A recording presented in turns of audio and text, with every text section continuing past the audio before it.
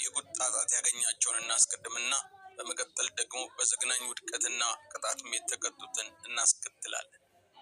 በመጀመሪያ በኢየሱስ ላይ የቀለደችው ኮሜዲያን። ይቺ ኮሜዲያን ሂተር ማክዶናልድ ትባላለች። በአንድ የመድረክ ስራዋ ላይ ቆማ እየቀለደች ነበር። ስትቀልድም የኢየሱስን ስም እየጠቀሰች እንዲህ ስትል ትቀልድ ነበረ። Traveled, went to Mexico twice, did shows, meet and greets, never got COVID. Clearly, Jesus loves me the most. Seriously. So nice, so nice. ከዚህም ንግግሯ በኋላ መሬት ተፈትፍጣ ለመውደቅ ብዙ ሰኮንዶች አልተቆጠሩም። እዚያው ነበረ በጀርባዋ ጧ ብላ የተዘረረችው። ከዚያም የሳቁ ጊዜ ወደ ሐዘን ተለውጠው ከወደቀችበት አፋፍሰው ወደ ሆስፒታል ወስደዋታል። ይህም አወዳደቋ የጀርባ አጥንት መሰንጠቅ እንደደረሰባት ነው ሆስፒታል ከገባች በኋላ የተረጋገጠው። ይህ አወቅኩ ብላ ሰማይና ምድርን የሰራውን ኢየሱስን በፈጠረው ሕዝብ ፊት በማቅለሏ ምክንያት የመጣባት የማስጠንቀቂያ ስስ ቅጣት ይመስላል።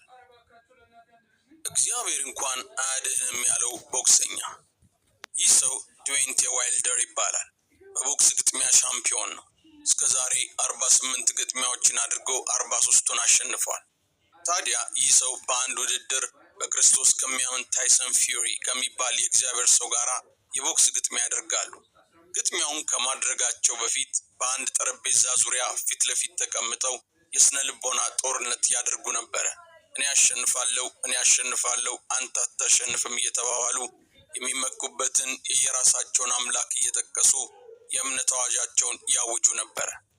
ይህ በእንዲህ እንዳለ ታይሰን የተባለው በክርስቶስ የሚያምነው ቦክሰኛ የሚደገፍበትን አምላክ እየጠቀሰ ኢየሱስ ክርስቶስ አዳኝ ነው፣ እግዚአብሔር ከኔ ጋር ከሆነ ማንም ሊቋቋመኝ አይችልም፣ ሰውነት ውስጥ የርኩሳን መናፍስትና የመሳሰሉት መተቶች ቢገቡብህም ማሸነፍ አትችልም፣ ግጥሚያውን ካሁኑ ተሸንፋል እያለ እንደሚያሸንፈው አስረግጦ ነገረው። ቀጥሎ ደግሞ ተጋጣሚ ዋይልደር የተባለው ቦክሰኛ በተራው እንዲህ ያለ መፎከር ጀመረ። ያንተ እግዚአብሔር በእኔ አምላክ ላይ ሊነሳ፣ በምድር ላይ ማንም ሰው አሸንፎኝ አያውቅም፣ ታይሰን አንተንም ጨምሮ ብሎ ከመለሰ በኋላ በትዊተር ገጹ ደግሞ ጨምሮ ሲፎክር አስቀድሜ ነግሬሃለሁ፣ በመጀመሪያው ዙር እደፍቅሃለሁ፣ ይህን ደግሞ አደርገዋለሁ፣ አምላክ የምትለው እግዚአብሔር እንኳን ከሁለተኛው ዙር አያድንም፣ ይህን ቃል ገባልሃለሁ ብሎ በእግዚአብሔር ላይ የድፍረት ቃል በመናገር ፎከረ። ዋይልደር የማይነካውን እግዚአብሔር ጠቅሶ እንዲህ ከፎከረ በኋላ የቦክሰኞቹ የግጥሚያ ቀን ደረሰና ወደ ቦክስ ሪንግ ገብተው